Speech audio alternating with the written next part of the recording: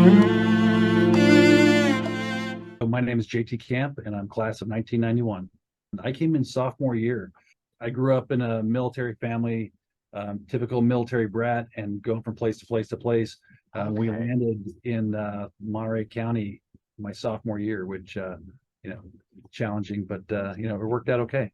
What did you think life was going to be like? What was JT as he graduated from Palma in 1991? So I knew where I was going. I'd been accepted eventually to go to school down here in San Luis Obispo, Cal Poly. I think like most 18-year-olds, I figured that I knew it all. I had it all figured out, and I was going to take the world by the horns. But turns out there's a lot more out there. Jumping in as an 18-year-old that you really didn't have figured out, and so it became a few years of figuring out how much I actually didn't know. So you went to Cal Poly like I did. So we were on campus at Cal Poly at the same time because I went from Palma to Cal Poly and I was there from 88 to 92. So we probably were technically on campus at least for a year crossing. Um, how did you choose Cal Poly? What was your major? Because you had to declare a major. I know that much about Cal Poly. And what was that like for you?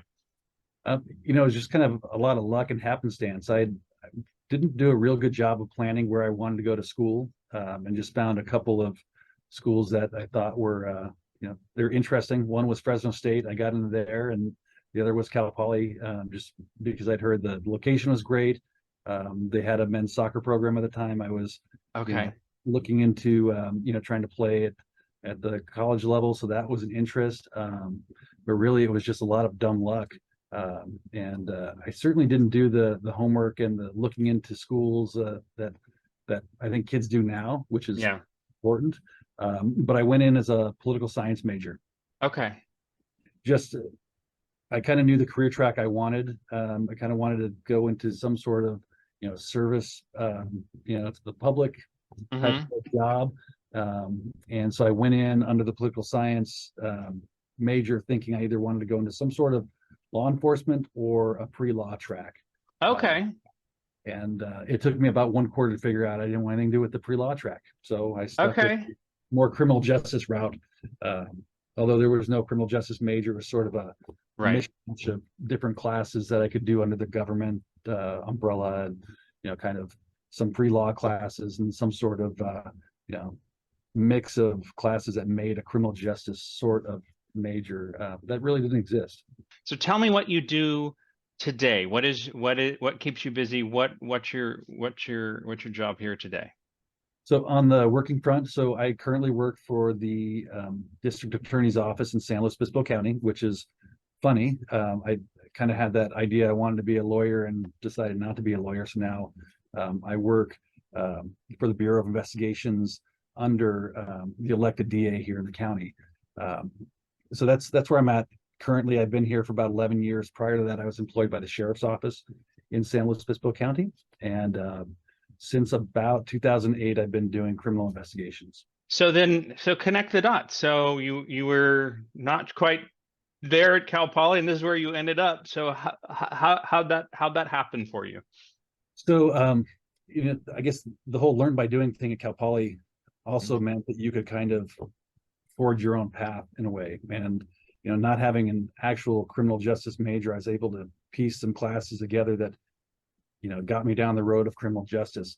What that ended up turning into was an internship at the probation department here in the county, where Okay. Cal Poly students could go in, and you did an internship with some pretty low level offenders and do some casework and kind of get a glimpse into the criminal justice system. And it had been set up for a very long time that if you did well in the internship, they would offer you a part-time job to be kind of an extra help or relief staff at the juvenile hall, which sounded great to me. And that was kind of my next step. I did the internship through the probation department at Cal Poly, worked part-time in the juvenile hall. That ended up turning into a full-time job.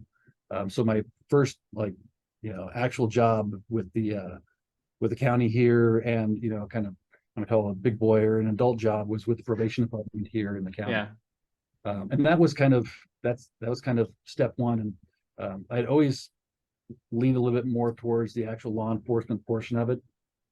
So that job at the probation department really worked out well to be a foot in the door, get some exposure, kind of get a little bit of knowledge, because I found that being 21 or 22 is much like being 18. You think you know it all. And quickly, you're like, you don't actually know much. So I took a few years working at the probation department to meet some people, learn a little bit more, make myself a little more prepared to go into the next job, which ended up being the sheriff's office here in San Luis Obispo County. And I did that from about 2000 to 2012 and worked different assignments from patrol to training people, and eventually went into the detective division, which is where I kind of found, that was my thing. I really enjoyed criminal investigations, and particularly, homicide cases that would pop up. That was really the direction I wanted to push into. You are a rare Cal Poly case, because a lot of us who go to Cal Poly, me included, wish we could stay in San Luis Obispo, but we all get ejected from San Luis Obispo because there are not jobs, and we cannot figure out how to make a living here. And I mean, the town only is so big, and there's not tons of industry, but you've stayed here, and I'm staying here because I'm in San Luis too. It took me 25 years to get back. I think I've had this long, like, I always want to get back. I don't know how until I could figure it out. But you've been here the whole time then, yeah? I have. So I moved end of summer 1991, and then into the dorms like everyone else would during dorm time, and I have never I've never left. I lived in San Luis until about 98, and then moved up to the north part of the county. And I've been very fortunate to be able to kind of move here for school, land here, and not have to move. I mean, there's a reason people want to come here. Tell me about something that gives you joy today. What is something that really kind of lights you up, either professionally or not? Just this is a little bit more about you and who you are. So I'd say the biggest source of joy probably over the last 20, almost 23 years. I've got 4 kids with my wife, and we have chased them around after different pursuits, and doing the typical going to sporting events, to school stuff, to watching them go through the different levels of school. And I've got one that just graduated from college this year to be a nurse, and one that's he'll be a senior next year, and another one going into college. And the youngest still being in high school. So they're all in different, different parts of their lives, and have their own different functions and things. And so while hectic and, crazy making sometime, just, I think the family aspect of what we've got going on, that's the thing that, we've always got to look forward to, the ups and downs, the goods and bads, the craziness and all that. But that's it's been really a fun time watching kids go from being little kids to adults, and figuring out how we can pitch in and help them navigate all those different hurdles in life and all that stuff. So it's just been a lot of fun doing and supporting, and and hanging around with them sometimes, and just doing doing life and raising kids and raising a family. That's been it. When you think of a good thought about your days at Palma, what was that for you? Really, as I look back, I mean, a lot of it sort of revolved around athletics. And you mentioned Friday nights, and it was Friday night football, it's Friday night lights, and the preparation leading up to that, and winter sports. That was a little different. The weather was a little colder outside, and not big crowds and that sort of thing. But really, a lot of it was just around the athletic scene, I guess. Going to school and making sure your grades are good enough so you're eligible to play, and did you play football? Right. So I played football last couple of years in high school, and I played soccer while I was there. Okay. That was it. I look back now, and it's we worked throughout the week to get to a sporting event, it seemed like, and just then the camaraderie built around that, and the brotherhood built around that. So much was really, I don't know, as a young man, it was, just we're on top of the world. We think we're the greatest athlete out there.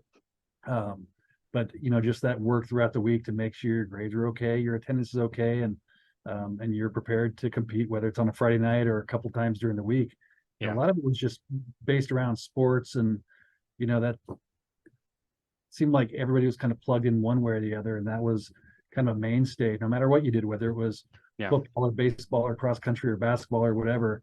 There was always something to do, but it was, even branching off that, just some of the other stuff. I really enjoyed PE, dodgeball, and all those things. So it was just, I guess the greater exhibition of athleticism that was kind of woven into the day-to-day stuff was, what I look back and kind of remember. Who was your favorite teacher or coach? Somebody who you look back and think, this person I really liked, they made an impact, they changed, they helped, something like that. Yeah, I think for me it was probably Coach Costa. Okay. And I'm thinking back, I think I had him for driver's ed. Yep, me as well. too. So there's certainly that, but I think more than just the kind of classroom setting. I think just the demand of excellence and as close to perfection as you can, and execution. And I've always looked back, and I was the kicker on the football team, so it wasn't like I was playing a play-to-play role, but there's plenty that I took from him, that you didn't have to be necessarily the biggest or the fastest or even the most talented, but hard work and execution, and conditioning, of course, will get you over the hump, and make you much more competitive.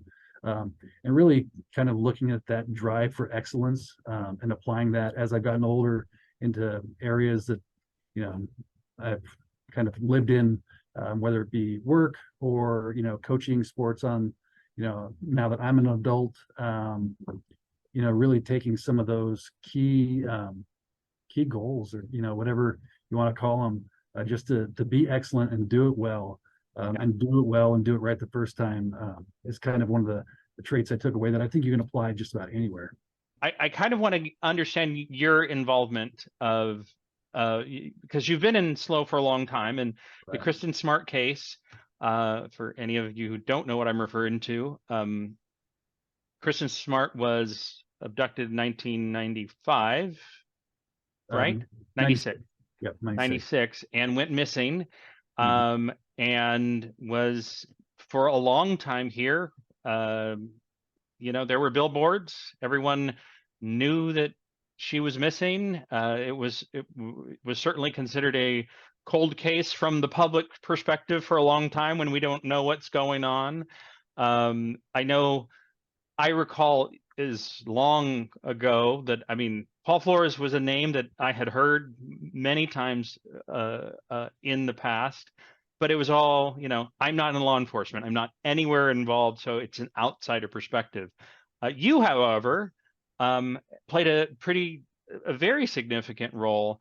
What was that like for you? And tell me a little bit of your history, because you were here, and when you were involved, and how things started to play out for you. Yeah, so it's kind of interesting how it all kind of came full circle. And it's funny, the attorney that prosecuted the case, Chris Purvell, he had mentioned many times that in his mind I was the perfect investigator to plug into this thing, because I had connections everywhere and during the time frame and everything. But historically, I went to Poly from 91 to 95-ish, and I've been working for the county since 96 full time. I worked a little bit of part time before then, but I've never left San Luis Obispo County. Right. So I was aware of what was going on back in 1996. It was in the news, but I really didn't have any kind of role on the front end of it. But it was one of those things, like you say, the billboards. It's become kind of a staple of the news at Cal Poly, and certainly in the county.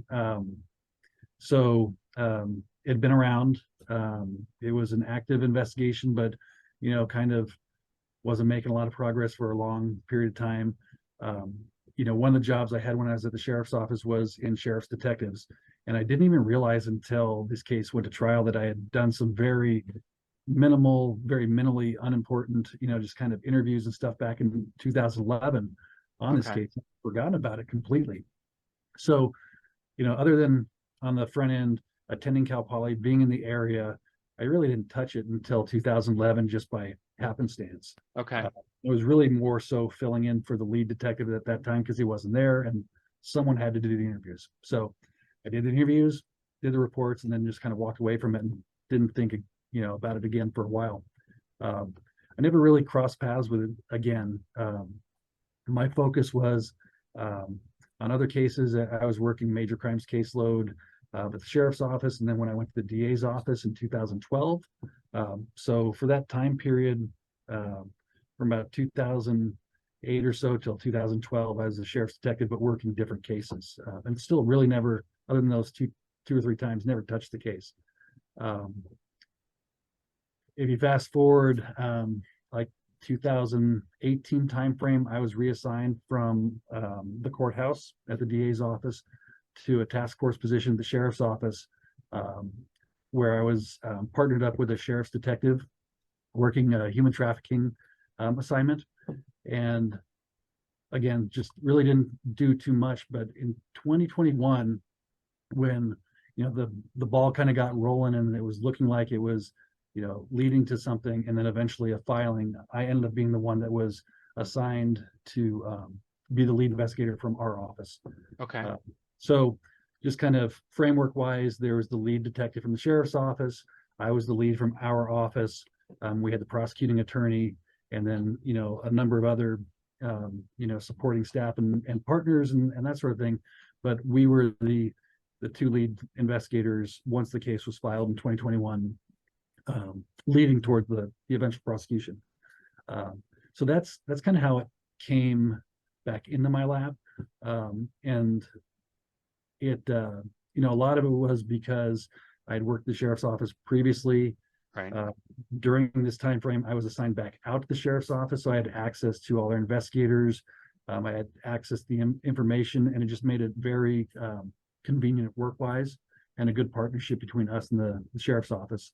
So that's kind of what led up to filing. And then me attending Cal Poly back in the early to mid 90s gave a lot of context that other people couldn't answer to, like, what do the red brick dorms look like? Have you ever been to 135 Crandall?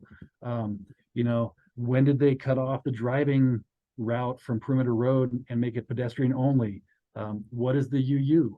I mean, just a lot of these things that people don't have historical, Well, I think because I've listened to the Chris Lambert's podcast, and one of the to that point, what is that walk up that hill, right? And if you haven't done it, and I have, it's a considerable walk, especially at that point in time in your life, at that time of night, and if you've had something to drink or something going on, that's a pretty big haul. Right. But those are that perspective that I'm sure you brought. Yeah, and so some of that was a portion of it, and then once the case was filed, and we started marching forward in the court process, it was just a lot of one of my primary things was to find all the witnesses, and we ended up putting, I don't know, 40 or 50 witnesses on just the preliminary hearing. And then, almost double that, it seemed like, for the trial.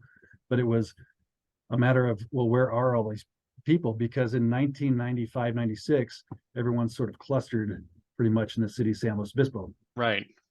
We have all grown up. We have got jobs and moved away, and we have families. So it just exploded out there. So you have people all over the place. So that was a primary job, was to find all these people.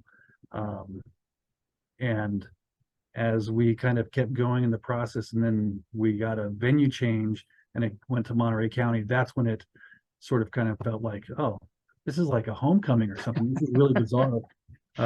It must have been.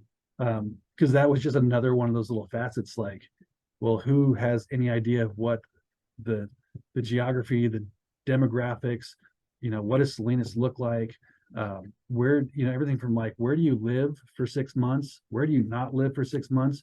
Do you want to drive? Do you not want to drive? Where do you eat? Where are you going to get your coffee?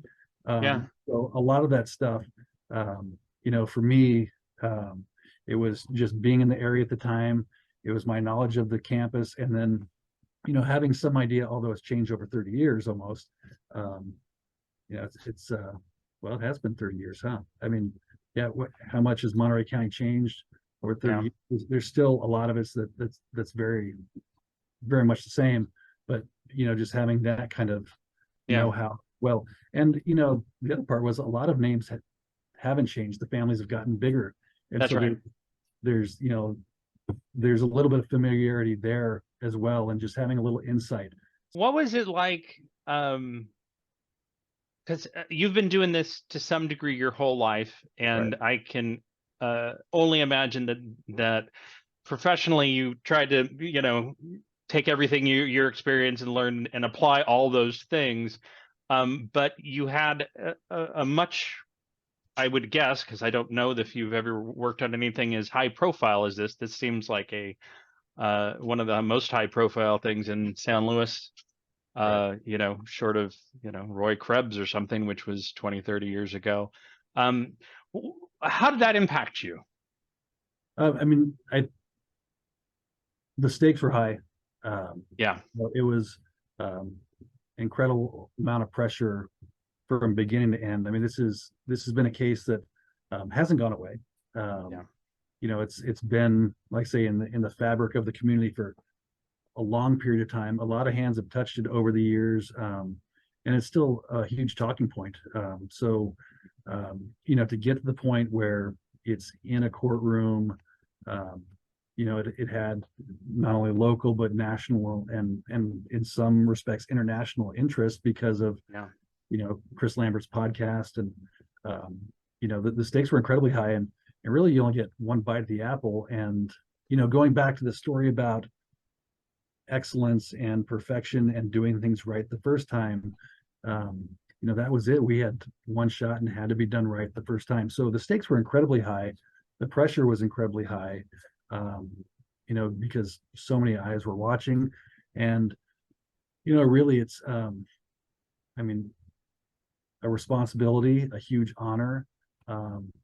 Was there a point when you felt like we got it, this is it? Or were you down to that jury when they opened the envelope and you still weren't sure? I'm curious from your perspective.